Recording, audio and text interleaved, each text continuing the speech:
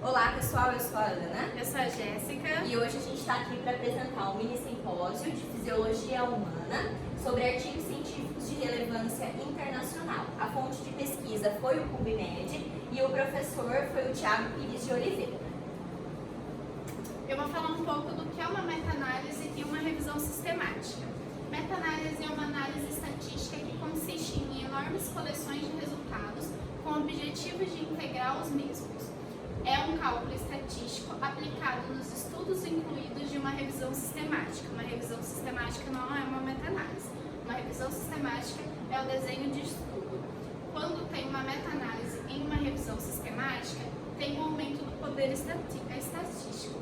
Com o aumento do poder estatístico, aumenta assim a estimativa de precisão dos resultados, concluindo assim que a meta-análise é a cereja do bolo de uma revisão sistemática.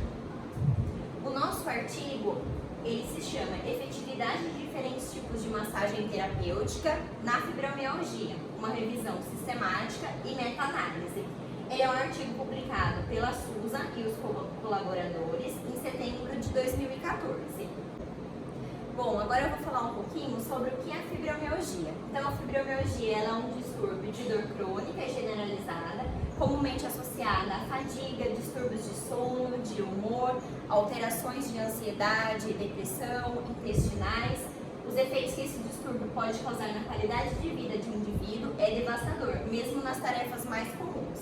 A fibromialgia ela é muito comum. Cerca de 5% dos pacientes que vão até uma clínica médica são diagnosticados com a fibromialgia e de 10 a 15% dos pacientes que procuram um reumatologista também são diagnosticados com a fibromialgia. Dentre esses pacientes, dos 10 pacientes que vão procurar a ajuda, de 7 a 9 são mulheres. Não se sabe uma causa específica para a fibromialgia. Os estudos mais recentes mostram que os pacientes com fibromialgia eles sentem uma sensibilidade à dor muito mais forte do que uma pessoa que não é diagnosticada com a fibromialgia. Na verdade, seria como se o cérebro dessa pessoa tivesse um botão de aumentar o volume desregulado. Então, quando chega um estímulo de dor, a pessoa que é diagnosticada, que tem a fibromialgia, ela sente uma sensibilidade muito maior do que uma pessoa que não tem a fibromialgia. Quais os métodos utilizados para essa revisão sistemática? O protocolo dessa revisão sistemática foi registrado no Registro Internacional de Revisões Sistemáticas. Eu vou falar um pouquinho sobre os critérios que foram utilizados no trabalho sobre a elegibilidade. Então, foram utilizados estudos randomizados e não randomizados. O que seria? Os estudos randomizados, eles são escolhidos os grupos de forma aleatória, ou seja, os pacientes, eles são alocados de forma aleatória, sem escolha prévia, para que fique bem semelhante entre si o resultado. O estudo controlado significa que um grupo, que é a intervenção, vai receber o tratamento que se quer testar, e o outro grupo controle receberá o placebo ou alguma terapia já consagrada para a doença em questão. Os pacientes eles não sabem se eles receberam um medicamento ou placebo, e os médicos também não, para não ter influência externa no resultado. Já o não randomizado também tem a intervenção e o grupo placebo, que é o controle, mas os pacientes eles são designados não de forma aleatória, mas sim de conveniência do pesquisador. Também a gente tem tratamento de controle em ensaios não farmacológicos, que é o placebo, cuidados habituais, tratamento ativo ou a lista de espera. E foram utilizados os artigos que continham adultos diagnosticados com a fibromialgia. Então, os artigos que apresentavam crianças, eles foram excluídos dessa meta-análise.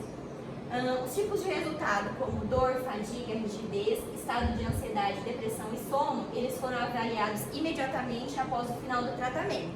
Em curto prazo, que é de 1 a 3 meses, e médio prazo, de 3 até 1 ano, e longo prazo, após 1 ano. Dos artigos pesquisados, um total de 532 títulos foram identificados por meio de pesquisa nos bancos de dados, que foram em diferentes sites.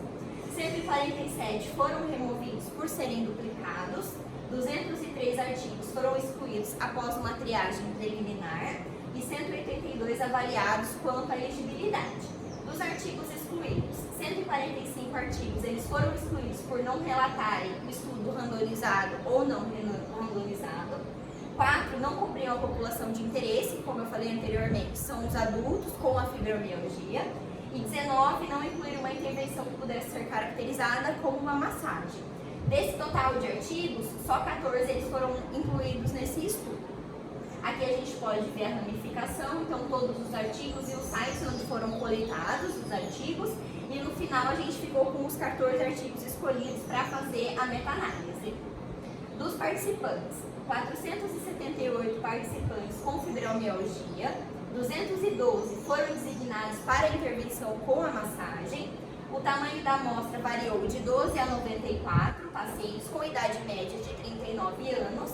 E dos 389 pacientes com relato de gênero, 97,4 eram mulheres. Como eu disse anteriormente, a cada 10 pacientes que são diagnosticados com fibromialgia, de 7 a 9 são mulheres.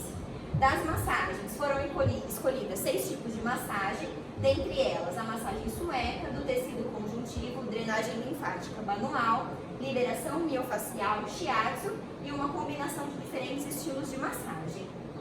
Os estudos, então, eles foram divididos de acordo com o estilo de massagem. Para cada resultado, em cada momento da avaliação, foram investigadas as seguintes comparações. Primeiro, 2 estilos diferentes de massagem, um estilo de massagem e outro tipo de intervenção. E segundo, um estilo de massagem e um tratamento ativo. Bom, eu vou dar continuidade falando do risco geral de viés em estudos individuais. Foi considerado baixo em 2 estudos o risco de viés, alto em 5 e pouco claro em 3. Bom, agora eu vou dar um zoom na tabela para mostrar melhor para vocês. Aqui foi algum dos estudos selecionados. Aqui a gente pode ver alguma das categorias e aqui a gente pode ver a classificação em baixo risco, alto risco e relevante risco. Dando continuidade aqui, a gente vai mostrar para vocês o gráfico da meta-análise. Esse é referente à dor. Foi através dos estudos do Castro Sanches e ele foi dividido em 3 grupos, onde o A tem efeito imediato após o tratamento, o B efeito curto após o tratamento e o C médio após o tratamento. A gente pode analisar aqui os resultados, onde o grupo A e o grupo B teve efeito positivo, a liberação miofacial, e o C já não, pois o diamante encosta na linha. E quando isso ocorre, significa que é irrelevante. Então, é irrelevante o resultado entre a liberação miofacial e o placebo. No segundo gráfico da meta-análise, vai relacionar a ansiedade. E a gente pode perceber que o feedback que a gente tem aqui, ele é positivo também em relação à liberação miofacial.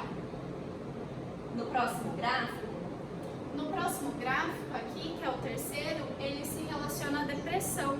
E ele é só dividido em 2 grupos, onde o efeito, o grupo A tem um efeito imediato após o tratamento e o B, curto período após o tratamento.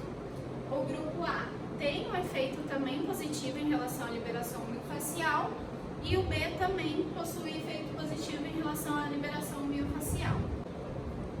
Eu vou falar agora um pouco das alimentações que teve nesse estudo. A alimentação que teve, a primeira foi que se baseou em apenas 2 idiomas, que foi inglês e português, o restante foram excluídos. E alguns autores não responderam às tentativas de contato.